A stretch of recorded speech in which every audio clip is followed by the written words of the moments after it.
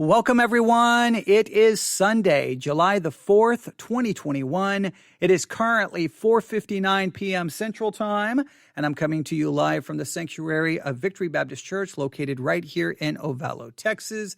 And I hope that if you're listening live, you're having a wonderful holiday weekend here in the United States of America. If you're not here, if you're listening to me live and you're not in the United States of America, I hope you're having a great weekend. And if you're not listening to me live, whenever you hear this, whatever day it may be, I hope you're having a great morning, afternoon, evening, or night. So whoever you are, whenever you're listening, wherever you may be, I hope things are going well for you, for your family. And thank you so much for tuning in. We greatly appreciate it. Now, it is Sunday, July the 4th, and here in the United States of America, obviously today is a day of celebration in our country, celebrating our independence. Now, because the 4th of July falls on a Sunday this year, it has created how can I say this? It has created a situation that was obvious it was going to happen. It was obvious it was going to happen, but it created a situation that was obvious what was going to occur, but it created a situation that is very sad to witness and to hear about as well. And this happens over and over and over again. And I'm going to just I've already talked about this once, and not it was more like just a stream of consciousness, turn on the microphone and just talk. This one is going to be a little bit more focused, but I just want to express a couple of things here right from the start. Before we get to the 4th of July, the church and 4th of July, let's just talk about the church in general. This is just an absolute truth, and it's been true of the church and every generation, no matter the year, no matter the time period, there is a natural inclination of the church. And the natural inclination of the church is to be influenced by the culture. Now, I know our mandate is we're to be salt and light and that we're to be influencing the culture, but the reality is the church is always influenced by the culture. Now, sometimes the influence of the culture, the church is kind of behind, right? You saw this in Christian music, right? I used to make the joke, okay, you see that band right there that's really popular right now? Give it 5-6 years, and all of a sudden, Christianity is going to discover, ooh, did you hear that band? And then they'll have Christian bands trying to sound the same and doing the same thing. It's like, okay, you're copying the world. You're only about 5 or 6 years behind. You talk about living in the world of irrelevancy. You're copying something that everyone else has already moved on from. But the church always follows the culture, maybe behind it, but it always follows it. It's just the way it works. The culture may say, hey, divorce is perfectly okay, no fault divorce. And the next thing you know, the church kind of begins to change some of its teaching and become more, open and accepting of divorce. You just see that over and over and over and over again. But even I think most people would say amen. They agree with that. But I think there's one area that many in the church never pay attention to. But to me, it's the easiest to see, and it's the one that to me is so very problematic. And that is how the church has allowed, now listen to me carefully, has allowed the calendar of the culture to become the calendar of the church. I want you to hear that again. The church has allowed the calendar of the culture to become the calendar of the church. Now, if we go back into church history, we could call it that the church operated off of a liturgical calendar, right? That there were certain seasons, right? There was ordinary time. There was the season of, say, Easter, or, the season of remembering the resurrection of Christ, Lent. Christmas was more than, you had Advent, and then even Christmas was more than a day. It was a period of time. Epiphany. We could go on and on. That there was a liturgical church calendar. There was seasons and days, special days, that today is Trinity Sunday, or today is Christ the King Sunday. There were certain times, but the calendar was designed to ultimately, like if you were to follow the liturgical church calendar in a roundabout way, you're going through the story, you're kind of following the whole story of the Bible through every year. You're going through like the basic elements of the doctrine of salvation and the death, burial, and resurrection of Christ and the birth of Christ. These days were set aside to remember biblical events, biblical ideas, biblical concepts, and to remember people in the Bible, etc., etc. I could go through all of it, but you get the idea that the church had a liturgical calendar, a calendar based off the scripture and remembering events and celebrating events found in the pages of the Bible. Now, obviously, there was a time as people broke away from Catholicism that they were like, oh, that's too Catholic. Let's kind of wash our hands away. Let's get away from that liturgical calendar. We don't have to follow the lectionary. We don't have to do those readings. We can use whatever text we want to preach on. We don't have to remember that season and that season. And they kind of rejected all of that. And you can understand moving away from Catholicism. They didn't want to do anything that kind of, in a sense, felt like Catholicism. You can understand that. Some still stayed closer to that concept with maintaining some form of a calendar and a lectionary, but many moved away from it. Now, that's great. You move away from it, but then what did you replace it with? Well, many churches basically follow the calendar of the culture. Oh, it's Mother's Day. So then for church, what do you have to do? You have to preach a Mother's Day sermon, and you have to celebrate mothers in the church, and you'll say, who's the oldest mother here? And then you give her flowers, and everybody celebrates, and it turns into, okay, we're going to celebrate. It's Father's Day. Oh, it's Memorial Day, whatever. Okay, and we begin to adopt those holidays as holidays the church recognizes, and then the church will then do certain things to celebrate it. Let me give you an example. So Christmas comes along, right? All right, that's got religious connotation all over it, correct? All right, here's the day set aside. Now, I know you can get to an argument about the date. I'm not here to argue about that, but just pay attention to what I'm saying here. Here's Christmas, all right? A day set aside that we're going to remember the incarnation of the eternal Son of God. What a doctrine. What a great time for the church to dig into doctrine and to theology. What a great time for the church to dig into church history, where we can study all the Christological heresies that dominated, that the church fought against. And we can get into the Athanasian Creed and the Nicene Creed, and we can look at all of these issues and all of the heretics that fought against. I mean, so many. We can get into the doctrine of the Trinity. Just so much. We can dig into John chapter 1. So much. We could go to Philippians, Colossians. There's so many different passages we could go to, right? And you just, what an opportunity handed to the church. Here it is, Christmas. And what do churches do? What do they do? Some of them decorate the church with Christmas trees, right?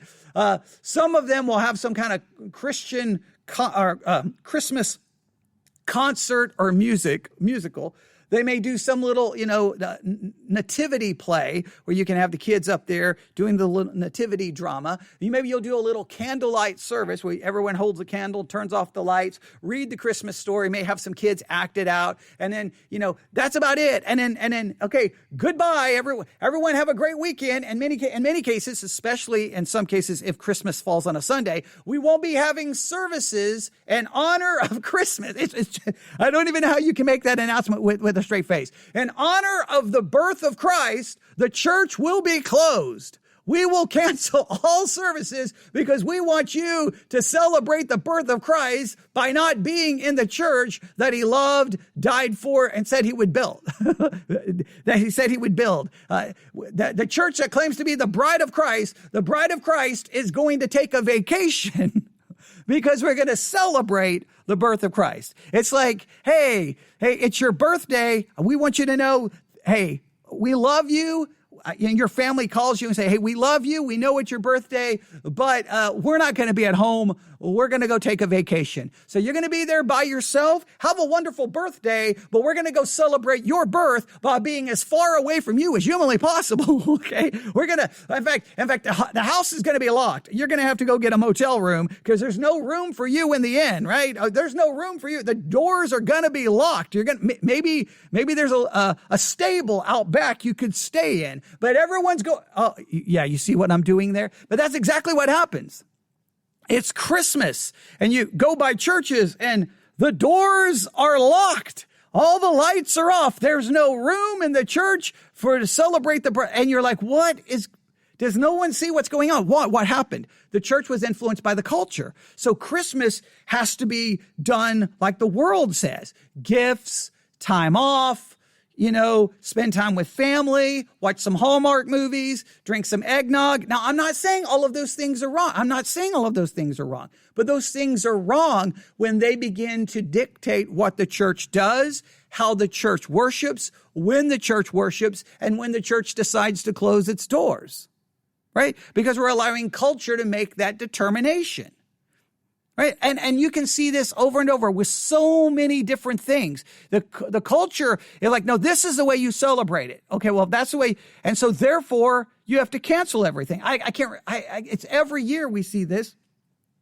When it's the Wednesday night service before Thanksgiving, and I'm driving here to the church, and every church around me is closed down. Hey, it's Thanksgiving, a time to remember God and give thanks. And we're going to give thanks by doing what? Not being at church so that we can get an early start on eating and football and Black Friday sales, right? And you're like, whoa. So what? Because we're allowing the culture to dictate what we do. Well, this year, it's the 4th of July. It's the 4th of July. So what is the church going to do? Well, many churches canceled services tonight. Why? Because, hey, got to celebrate the independence of the United States of America. We got to set off some fireworks. We got to be barbecue. We got to fire up the grill and have some whatever you put on the grill. Cook whatever, burgers, hot dogs, whatever you put on the grill, whatever. Go to the pool, go to the beach because, hey, well, wait a minute. I thought we're the church. Yeah, we're the church, but if the culture's having a party, we don't want to miss it now, do we? Well, wait, why don't we just do what the church is supposed to do? It's Sunday. How about just be at church? No, can't do that. Or the churches will sometime do this. If we don't cancel services, we have to turn the church as a church service as an opportunity to participate in the culture's holiday. For example, many churches today, it didn't look like a church service. It did not look like a service where God was being worshiped and his word was being proclaimed. It looked like a full-blown episode of idolatry, if that was a television show, a full-blown episode of idolatry, because it was not about God, it was about the United States of America. Now, they would say, no, we're worshiping God. No, you're worshiping the United States of America, and it turns into a pro-America, America. The sanctuaries covered in flags, patriotic songs, and who gets kind of pushed out of the way. I mean, we're going to claim God is still there, but ultimately, it's about the celebration, not of Christ and him crucified, but of the United States of America. And I've received emails today from people who are like, you're not going to believe what happened in my church today. And I've read, in some ways I would say with horror, that I was horrified by it, but it's kind of expected. You kind of knew it was going to happen. 4th of July falls on a Sunday. It's going to be full-blown idolatry. Full-blown idolatry. And what do you do? How do you deal with it? I don't even know what to tell the people who have emailed me. I feel bad. I feel horrible that that's what they had to go. I feel really, really bad that that's what they had to go through. But it's not just the 4th of July. It's a bigger problem than that. It's a deeper problem that we are not to be following the culture. We as the church, we're not following the culture, right? That we have our own special things to remember. We celebrate the Lord's Supper. We want to remember the death, burial, and resurrection of Jesus Christ. Yes, we want to celebrate the birth of Jesus Christ, but none of that, even if the world has a holiday associated with it, we don't follow their instructions. We don't follow their example. We just carry on with the preaching and teaching of God's word. We have a church service. We meet together, and that's what we do. But the church is so compromised right now, and especially in the world in which we live with such of a political hijacking of the church, you had to know it was going to be bad this year. And based off some of the things I have seen, it is bad. I'm waiting for some more comments from people on YouTube. Because I just, anyone out there, I want to know what happened in your church. Bottom line is, there are people who told me that they don't know what's going to happen in their church, and they were interested to know what was going to happen. And I told them to tell me. So I'm waiting for them to respond. But you can tell me, newsif@yahoo.com, newsif@yahoo.com. Tell me what happened in your church. Look, you don't want me to mention your church. I won't mention it by name. I won't say anything at all. But I just want to know, are my concerns valid? Now, based off what I've been seeing today, they are valid. But what's refreshing is I'm not the only one who seems to have these same concerns and have been bothered by it. I have 2 audio clips sent to me by a listener. This comes from TikTok, the TikTok video platform. I obviously took the audio from the videos. And one's from a younger individual, and the other one's from an older individual who I guess used to be a pastor. Doesn't appear he's a pastor anymore. I think he's one that's in kind of deconstructing, but he talks about when he was a pastor and how he had to deal with 4th of July. And I'm shocked what I hear, but I do understand it because I know how it works.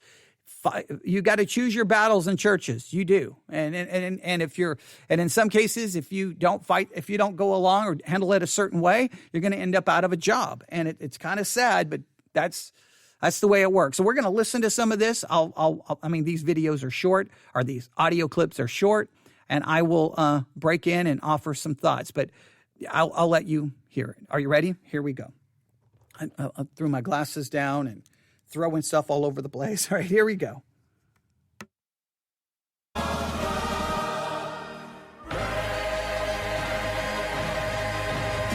This is blasphemy.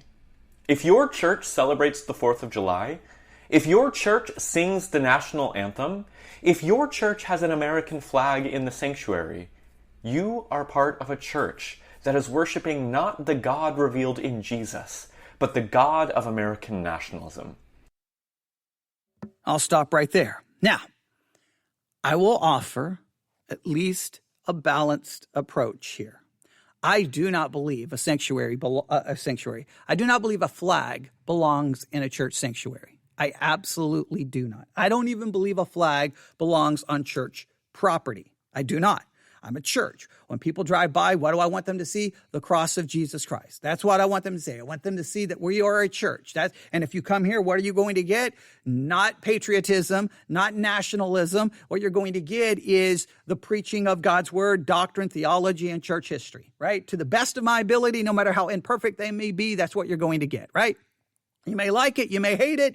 That's perfectly okay, but you can't accuse me of giving you anything other than that. All right, that's the best I can do. That's the best I can do. But I will say, I do believe it's blasphemous. I will say, though, I think many churches that have the flag, because I attended churches that had the flag. I think every church I ever attended had the flag up behind the pulpit, up on the on the platform, whatever you want to call it, the platform. I believe even my Lutheran church, I think all Baptist churches I attended and Lutheran churches, I believe, had a flag in the sanctuary. I believe they did somewhere. Maybe not the Lutheran church, but I know all the Baptist churches did. So I don't believe that they were not worshiping God. I don't believe they were preaching Christian nationalism. I do believe they were wrong. I do believe that was incorrect. Sometimes it was just there, and I think sometimes it was there just because that's tradition. That's what we were supposed to do, right? And maybe even their motives were good in some way, shape, or form. I just don't believe the flag belongs in the sanctuary. Don't believe it belongs. I'm not telling you not to love your country. I'm not telling you not to care and pray for your country. I'm not. Listen, again, I always have to tell this for new people listening. 19 years, active duty. Okay, almost died. Medically retired, now 100% disabled, served my country in the military. So don't accuse me of that. Saying the church is the church. We must protect the church. It's the bride of Christ. It's not the bride of the United States of America. We're not here to serve that. We're here to serve Christ. By serving Christ, we should be very good citizens of this country, but ultimately our citizenship is not even here. It's in heaven, and that's what we have to remember. All right, so I'm going to back this up and play this part again. I just wanted to offer some balance there. Here we go.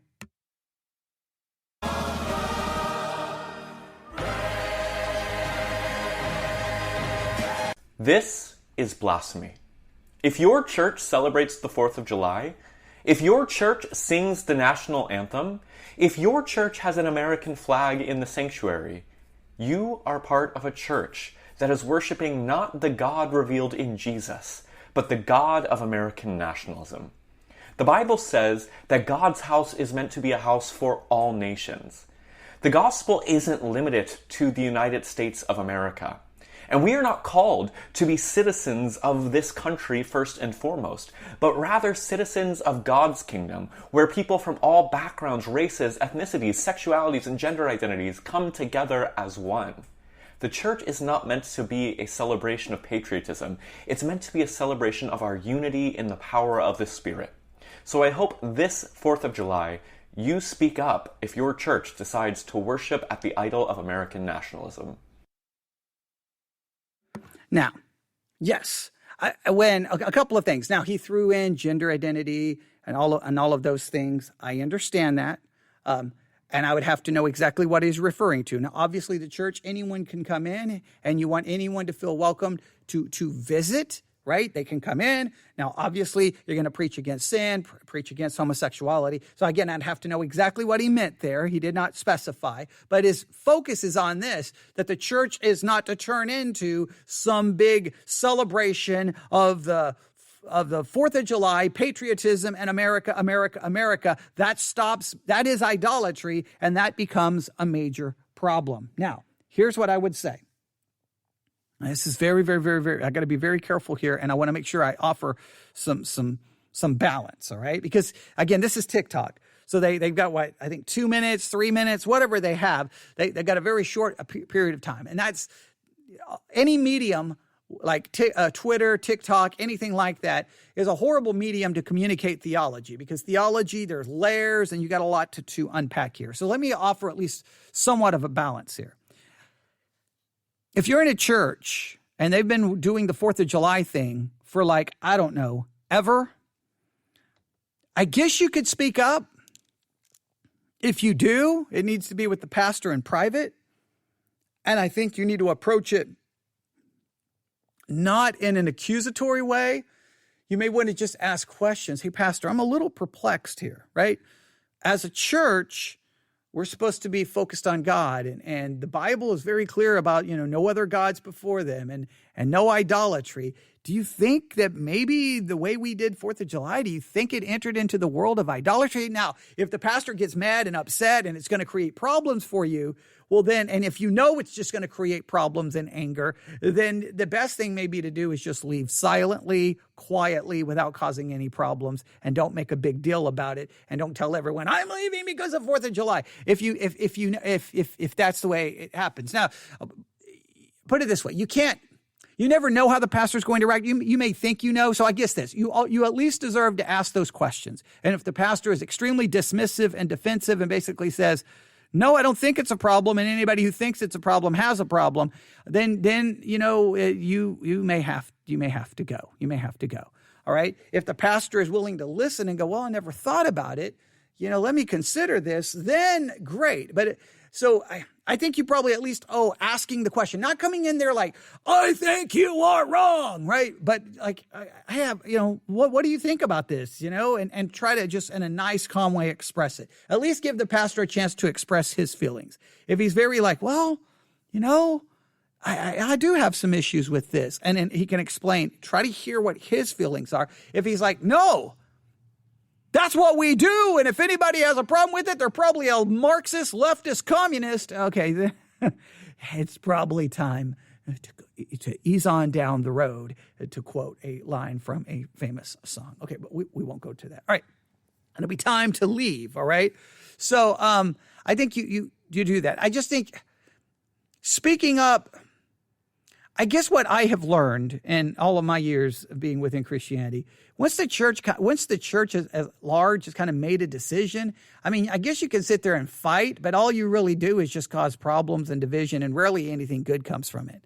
You can bring up your concern in the most calm way, and then sometimes you just realize your concern is not their concern. They don't see it that way, and then you have to determine either to live with it or move on. But I think it reaches a point where you're like, I don't know if I can live with it when the church basically engages in full-blown idolatry. I mean, when the church begins to engage in full-blown idolatry, well, what do you do? I don't have an easy answer for you. I mean, it's like, hey, we're going to stick in a church that's committing idolatry. Now, every church has problems and every church has issues. I understand that. Just how far can you take it? So speak up with wisdom, know when to speak up, and know when sometimes it's better just to go. Sometimes it's better just to go quietly, all right? Not causing problems. Now let's listen to someone who used to be a pastor and had to deal with these 4th of July issues. The last 15 to 20 years of my ministry, I intentionally scheduled my vacation to fall on the weekend of July 4th so I could be gone from church that weekend, the weekend closest to July 4th, because I just had gotten fatigued having to have the same argument every year with the other people in the church that helped lead worship about patriotic music at church and about the flag. Because I've been convinced my entire ministry that the flag had no place in a church sanctuary, that patriotic music had nothing to do with God. And it was one of the reasons and I feel kind of ashamed that I just gave up on that fight and scheduled my vacation for that weekend, that I would just be gone and that I wouldn't have to deal with it, because I knew I'd had that conversation. Now, you can hear a little bit of emotion in his voice. It is, I mean, there's times you just want to, I know in the ministry, there's times you just want to give up. You just want to throw up your hands and like, I don't know what I'm doing. I don't even know what the point is anymore. You're trying, you're just like, what? Whatever, just whatever. And it's sad that he reached a point that his solution was, I'm not going to fight this every year. I'm just going to make sure I'm just going to look in the calendar and schedule my vacation for that point. I'll just be gone and I'll let the church do whatever they want to do. They can go full-blown crazy, 4th of July, red, white, and blue, apple pie, hot dogs, fireworks. They can do whatever they want. I'm just going to be gone. I guess that's a solution. But it just shows you, here's 2 videos from 2 very different people it sounds like 2 very different backgrounds. And both are like, what is going on in the church? One, it was happening in the church he was the pastor of. And he just gave up. I mean, what does that say? I mean, I don't know. Let's listen to the rest of his story here. With the music ministers and the people that were, and I would always win the fight, always win the argument with them, but I would have to have it the next year because they never listened to me and they never learned. And so I just gave that up. So, because I love them so much and I didn't want to make it a personal thing. But, God is not an American, and it's blasphemous to make a Sunday worship service meant for God to be a service about our country. You're taking that time, which you're supposed to give to God, and you're giving it to a celebration of our country. It is idolatrous. And that makes God angry. It says so in the 10 Commandments. It's one of the reasons that I won't be attending church anywhere this Sunday. But I will be worshiping God at my home. So, If you want to have a happy 4th of July, have one. I'll be spending it with my family and with God. Wow. One of the reasons he's not going to be attending church is because of this. Literally, and in some cases, the whole 4th of July thing in some churches is literally driving people away from the church. Now, I think this person is already done with church and already gave up, he still believes in God, but I think he's tired of American Christianity. Whatever, I don't remember all of his background, but the point is I think some people look at it like, this is church. We're going to stand for the national anthem. We're gonna sing all these patriotic songs. We got the American flag all over the place. We're going to preach some sermon that's supposedly about America, because, the Bible is just filled with verses about America. I mean, it is just like, it's I don't know where it's at. It's somewhere in the made up language of American, right? I guess in the American Bible it is, but I mean, we've got this bizarre form of Christianity. Now, the first one basically called it Christian nationalism, and I know that's a buzzword. I don't want to call it Christian nationalism. Is there Christian nationalism there? Oh, there is Christian nationalism alive and well, no question about it, and I think it's a great threat to biblical Christianity. I just call this the typical political, patriotic hijacking of the American church. Don't think that in many cases it always rises to Christian nationalism. I think people, look, I completely understand that you love your country. I completely understand that you want to celebrate the fact that our country has independence and freedom, and we have the Constitution that gives us certain constitutional rights, and we are grateful for that. I understand that. But you got to be very careful that when you love something, you don't take that love, bring it into the church, and then hijack the church in order to promote what you love. It's supposed to be about Christ and loving him and his word and preaching his word. And I got no problem with people celebrating the 4th of July. It's just not the job of the church. It's not the job of the church. The Bible does not call us to celebrate that.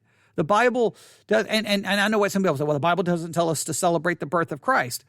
It's in the text, okay? The story of the birth of Christ is there, so setting a day aside to remember the incarnation of the Son of God, that's perfectly okay. The Bible tells us about the death, burial, and resurrection of Jesus Christ. Setting aside an evening to remember Christ's crucifixion, setting aside a day to remember Christ's resurrection, it's biblical events. You're remembering something that's actually in the Bible. So if it's in the Bible, it's there for us to remember it and study it and learn it and proclaim it. So there's no problem with it there, all right? But when you take something that is not even in the Bible at all, nothing about the 4th of July, then it becomes, then you cross over the line into blasphemy. And then, look, here's the thing. If you can go, and I honestly, and I know people are going to get mad at me when I say this, but where do you draw the line? Right? Where do you draw the line? If you can come along and say, okay, in church today, we're going to have American flags everywhere. We're going to sing patriotic songs, and we're going to preach a history lesson on America, trying to demonstrate, maybe and sometimes even incorrectly, America's Christian founding. And in many cases, you're not completely accurate, maybe with history, and there's all kinds of problems with what you're doing. Okay, if that is allowed, then what other things are allowed? What other things are allowed? Because in many of those churches that go full-blown patriotic service, if the church down the road decides to do their song service with Beatles songs or play an AC/DC song, then all of a sudden those churches are wrong. Well, wait a minute. Once you open the door, see, this is the problem with the issue of the regulative and normative principle. If you're saying, well, the Bible doesn't condemn a 4th of July service, well, then what does the Bible condemn when it comes to church? So then what can you do? What can you get away with? What if they want to come in and, you know what? Hey, I'm going to show a wrestling match. I'm going to bring a big screen TV in and show a wrestling match, and I'm going to use that wrestling match and take parts of that wrestling match to then preach a sermon. Is that wrong? People say, well, that's just ridiculous. Well, what is all the patriotism stuff? There's people who think that's ridiculous. What if I bring in music videos? What if I bring in, what if we just use all secular songs? Where do you draw the line? How much is acceptable? We're going to cancel services tonight. We're going to cancel services tonight and buy fireworks and have a big firework display. Okay, where's the church called to go forth and set off fireworks? You can't come up with something better to do with your money than that? I mean, there's so many things churches do, and I'm baffled. In this area, it's common for churches. This is crazy. Churches will have a fireworks stand where they sell fireworks in order to raise money for things in their ministry. So they're literally like it's like opening a small business to bring money to the ministry. What in the world is that all about? I mean, I've seen so many things go on. And so I just think that you have to be honest with yourself. If that's acceptable, then how far can you take it? How far can you take it? And it's just weird. And it's so weird how it works. Older people love the patriotic services. Oh, they got no problem with it. Sing those patriotic songs, wave the American flag. Oh, that's awesome. And then all of a sudden, if the young people come in and say, hey, we're going to have a Billie Eilish song and Dua Lipa and just, name just common, newer artist, and we're going to use their music, all of a sudden, the older people are like, that's blasphemy. That's blasphemy. You can't bring that into the church. That's ungodly. Well, you brought your stuff into the church. So does scripture dictate what the church does, or does the people just dictate what the church does? I don't get it. Those two clips, I'm assuming people could send me all kinds of other clips. Look, if I start looking around right now, I don't even want to know what sermons are appearing online from what churches were doing today. I'm afraid to even look. I don't even want to. I'm going to be like, la, la, la, la, la, la, la, la, because I don't want this to turn into, weeks of reviewing 4th of July sermons. I bet you Chris Roseborough, for Fighting on the Faith, I bet you he has some episodes where he's reviewing 4th of July sermons. I bet you he will do that. I don't want to do that. I don't, because it just to me, it just continues the problem. I just want it all to go away. But trust me, 4th of July is here and it'll be gone. Next thing you know, it'll be another holiday, and then it'll be another, and then we'll be back to it's just, you just look at the calendar, and the churches are always doing crazy things with the culture calendar. The culture determines what the church does. I've seen churches cancel services because it's Halloween. What is that? What? And look what churches do. Hey, we can't celebrate Halloween because Halloween's bad. It's satanic, right? Okay, but we can have a fall festival. I mean, it's really just Halloween, but it's a fall festival. And we're going to dress up in costumes and have candy and play games. We'll call it a fall festival. It's not Halloween, though. It's not Halloween. It's a Halloween activity. No. It's a fall festival. We're godly. You're just following the culture calendar. It's all you're doing. Well, the culture has this celebration called Halloween, and they do these things. They have candy. They dress up. Okay, we'll just bring it into the church and do the same thing. And as long as we change the name, voila, now we're godly. Who makes up these rules? Who makes up the rules? It's tragic. It's sad. It's frustrating. It's irritation. It's irritating. It's irritation to me. It's bothersome.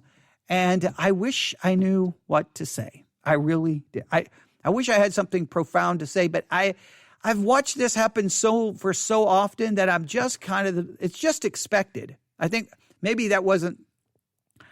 I think at the beginning I was trying to think of the word expected.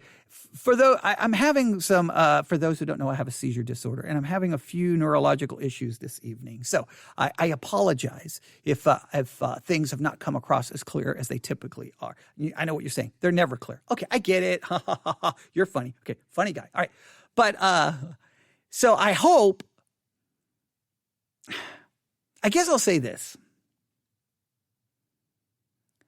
I've gotten, at least I know, one email, I'd have to go look, from someone who their church, the way I described it to him, it was an epic train wreck. What they described was an epic train wreck. I mean, it was, wow. It was, it was so bad. And I think that person expressed that where does he go? What does he do? I don't know what to tell you. I don't know what to tell you. I really don't. I wish I had a solution. I guess from my perspective, here's what's frustrating from my perspective.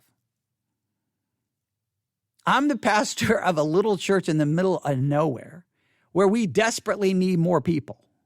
And then I get emails from people who are in situations where they don't know what to do because their church is a train wreck, but they have no options. And I wish all the people who are in situations where their church was a train wreck could be here so then that maybe we could be bigger and then do more. But we're not bigger, we're small. I mean, you should have seen it this morning. There were so many people gone this morning that it was, that's why we're not having an in-person service tonight, because there's no one, it was, and some of those people weren't even coming back. It was not going to be good. So I wish that we were bigger where we didn't have that problem. We didn't have the issue. We had plenty of people here because the church can only survive with people. So it's very frustrating sometimes to get the emails from people who are like, man, it's a mess. What do I do? And I'm like, well, I wish I could do something for you. So this is what I know. I am still convinced. I am absolutely convinced that it's going to get worse and worse. And I am not, if I can speak correctly, getting ahead of myself. If you listen to my kind of not a great discussion, but at least starting the conversation between rapture versus revival, look, here's what I know. I believe apostasy is coming to the American church, and I believe it's going to get worse and worse and worse. I am just convinced of it. I can't even comprehend what the church is going to look like 5 years and 10 years from now. I can't even comprehend what it's going to look like. I really can't. I don't know what the next big... I feel like we're about to round a corner in American Christianity, and I don't know what's on the other side of the curve. It's like a blind curve, and I don't know what's on the other side of the curve. I think the road is missing. I think we're going to round the curve and over the cliff. I don't know what's coming. But, and so I don't know what to tell people. I'm hoping, I don't know what we can do, but all I can do is I can turn on the microphone every chance I get and do as much teaching and dealing with issues to the best of my abilities so that no matter what situation no matter where people are and the situation they find themselves, I hope that this podcast can be, I hope somehow that I can at least come alongside of you and go, man, you're struggling. You don't know what to do. I'm still trying to figure out the Christian life. Okay, let's work together. Let's do Bible study exercises, devotional messages, sermons, church history, theology, and I'll do everything I can to equip you, feed you, challenge you. I will do everything I can to be there for you. That's all I can do. And hopefully that will benefit someone. And hopefully we together, as imperfect as we all are, and I know we're all sinners, and I know we all have our own forms of idolatry to deal with, right? Whether in the church or outside the church, and that we can just struggle together to make it as far down the road as we can. And that's all we can do. I don't know what to say about where churches are going. I know there are good churches out there. I know there are. But I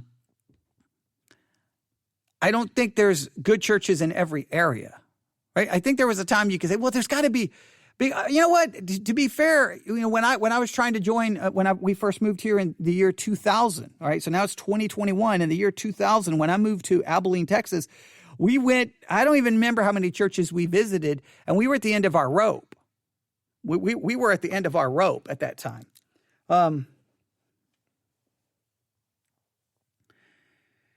Here's what someone just sent to me. Thanks for the podcast. It's sad to hear about the state of the church in America. Being an American in a foreign country and hearing this is pathetic. I don't even know what to say. I don't even know what to say for the church in America, but I will say this. 2000, when I moved here to Abilene, Texas, and me and my family were trying to find a church, we reached the end of our rope. It was so, I can't even tell. I wasn't prepared for it, right? I wasn't prepared for it because I was coming back. I was moving from Nebraska back to Abilene, Texas. Right here, Texas, Bible Belt, the South. I mean, there's churches on every corner here. Like in Abilene, Texas, back then it was a city of 100 and I think back then it was a city of 109,000, 110. I think it's 119,000. So it's about a city of a little over 100,000 people, 3 Christian universities. You got a Methodist university, a Church of Christ university, and a Baptist university. 3 Christian universities and a city of just a little over 100,000. Literally well over 200 churches, churches everywhere in a city of that size. And you come back and you're like, this is a train wreck. We had reached the end. I mean, when we finally settled on a church, we only settled on the church, not because it's the church. The only reason we settled on the church we settled on, this is sad, not because we probably disagreed with so much. The reason is they had Sunday school, Sunday morning, Sunday night, and Wednesday. Because it was hard to even find churches that had those kind of services. Right? So I'm like, if I go to a church and all you have is a Sunday morning and then I have to come along and basically do the preaching and teaching for my family on Sunday night and Wednesday, what is even the point of going to your church? What's even the point? So, and I couldn't even get pastors to even consider doing anything. So we chose a church just because it had enough services. And praise God that ultimately I got out of that situation, able to come to where I'm currently sitting right here this evening. But that was in 2000. That was in the year 2000. I can't even imagine what it's like in the year 2020. I think I said it was 2020, 2021, whatever year it is. I can't. So what is it going to be again, 5 years from now, 7 years from now? I mean, we hear about how bad the situation is in the United Kingdom and how secular the country has become and churches are empty and we hear about how bad America, we may have a lot of full churches, but what's the point? Who cares if it's full, if it's become an absolute epic train wreck? I wish I could tell. I wish I could tell people what to. I wish I had a solution for people, but I don't. I think people need a good local church. I can try to supplement what I can, and as imperfect as I am. But if I'm trying to supplement for you, just make sure you know that it's an imperfect person trying to supplement your spiritual nourishment. So I don't know. It's sad. It is sad. It's just a frustrating day. It's a frustrating day. It is. It's a frustrating day because when I drive home here in a little bit, it's going to be driving past churches that have plenty of people. They could have had a service, but they canceled just because it's the 4th of July. And who knows what they did this morning? Who knows how bad the idolatry was? Don't even want to know. So if you're out there and you're frustrated, just remember this. Your frustration is with the church. Your frustration is not with Christ.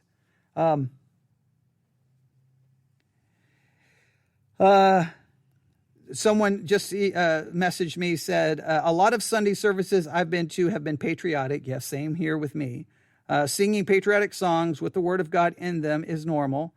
Sadly, I'm used to it. Yeah, sadly, I think a lot of us have grown used to it. I think, I guess I never got used to it. It just kind of like, oh boy, here we go. We're close to 4th of July. Here we go. Now, none of my churches got crazy with it. Like, it was present. I think, was it Memorial Day services? They would tell people in the military to wear their uniform. And I was in the military. I never wore my uniform. Stand up, recognizing the people in the military, sometimes bring them up, some things like that. I think I was in churches that did the national anthem or the Pledge of Allegiance. So maybe it wasn't like full-blown craziness, but there was enough that was just like, can we get this over with? But most of the preaching in those churches were still, though, actual sermons and not really patriotic messages. So I guess I was spared in part for most of that. I think I was spared in part. I don't think we ever just not went. I think we always went. I don't think there was ever a Sunday that was like, oh boy, here we go, and we just skipped. I think we always went because we felt it was our responsibility. But yeah, it would be interesting. I don't know if I could make a fair judgment. I think in some ways it's worse now than it was. And I think a lot of that is because starting in around 2015, 2016, 2017, 2018, 2019, we've seen the explosion of the political hijacking of the church, and then with everything going on and the culture, I think we were going to see a massive display of patriotism in many of the churches at this point in time. So, yeah, it's sad. I'm glad so many people are listening. Thanks. I always appreciate people offering their thoughts. So to everyone out there, I guess what I want to emphasize is just remember, your frustration is not with Christ. Your frustration is not with the scriptures. Your frustration is with human beings, pastors, churches, and you've got to just maintain your walk with Christ without allowing that to distract you. Because look, as we all know this, and I know this, I've let people down. I've definitely let people down. I've definitely hurt the name of Christ. And there's pastors who fell in other ways. There's no excuse for our failure, but we're all sinners. And sadly, churches and pastors are very vulnerable to being influenced by their culture and their upbringing. And then they bring that into the church, in many cases pushing Christ out of the way. And then they can put forth those things that mean a lot to them. We can all do it in different ways. And so we have to show some grace and mercy. But man, when it goes full-blown idolatry, I don't know how you process that, and I don't know what you do. There's a time. I guess there's a time to go, and you have to figure that out. Just remember, do it with grace, mercy, and don't turn it into full-blown, causing division, schism, destruction, pain. Sometimes you just got to walk away, but you do so quietly without hurting people. And there's a way to do that, and there's a way not to do that. So wherever you are, whatever situation you face, I wish I had help for you. All I can say is I will do everything in my power to turn on the microphone and help you in all the teaching that I can possibly do. I can try to give you 900 episodes a year. I can try that. And I don't know if any of those 900 episodes are any good, but I can give you around 900 plus episodes per year. And hopefully that will be somewhat helpful in trying to figure out how to navigate the world of Christianity in 2021. All right, thanks for listening. I'll probably be back on the air here shortly. God bless.